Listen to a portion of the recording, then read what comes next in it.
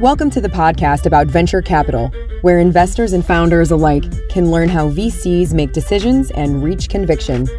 Your host is Nick Moran, and this is The Full Ratchet. Welcome back to TFR for another edition of Investor Stories.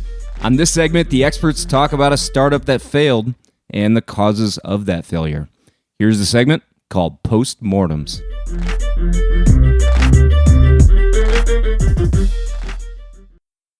On today's special segment, we have Brendan Wallace of Fifth Wall. Brendan, can you tell us a story about a portfolio company that failed and why it failed?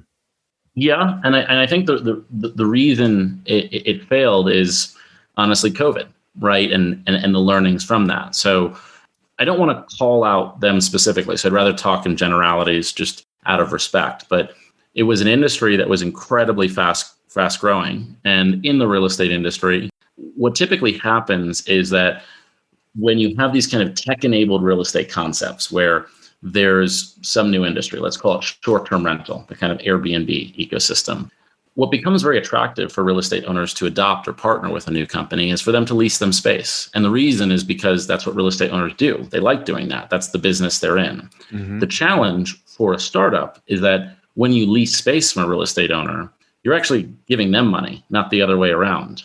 Now, that can be a means to an end, right? And so what you've seen, for example, in some of our successful companies that have done this, like Industrious, is they started where they would lease space for a co-working concept, and they proved out the model, and they transitioned to management contracts, which are much lower risk and obviously reduce the liability stack of the company. So one of the reasons Industrious has been such a durable company in COVID, despite WeWork borderline imploding, is because they were able to pivot their business model from taking on long-term liabilities into management contracts.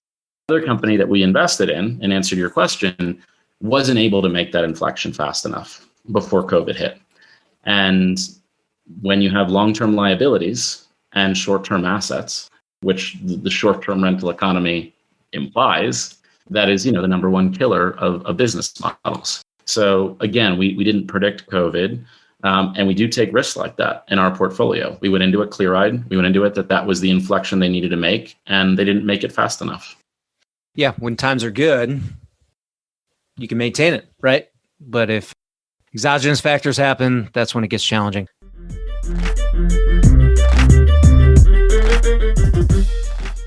On today's special segment, we have Ali Tamaseb of DCVC. Ali, can you tell us a story about a portfolio company that failed and why it failed?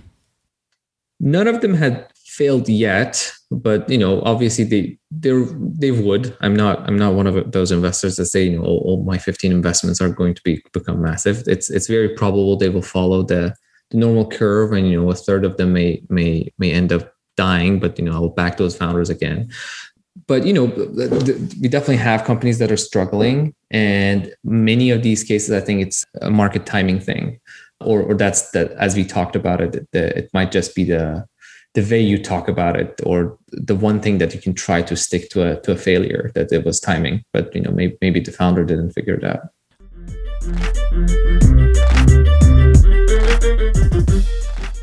On today's special segment, we have Brian Luerssen, GP of Long Jump and CEO of DraftBit. Brian, can you tell us about an investment that failed and why it failed? Yeah, for sure. Man, too many, I think.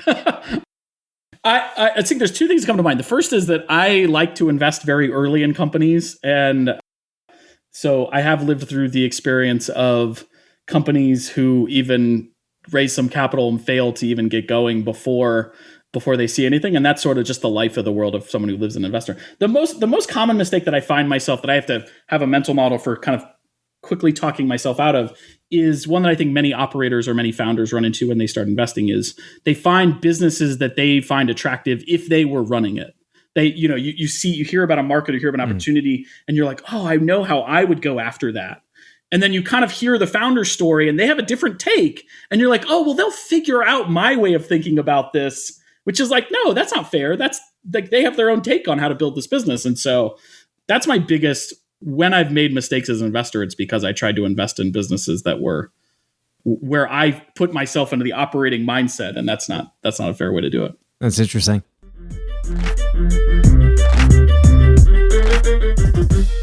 That will conclude this installment of Investor Stories. If you're enjoying the program and would like to see it continue, take a moment and leave a 5-star review in iTunes. Also, if you'd like updates on new content from TFR, as well as the top 10 VC articles every week, go to fullratchet.net and sign up for the newsletter. Okay, that will wrap things up for today. Until next time, over-prepare, choose carefully, and invest confidently. Thanks for joining me.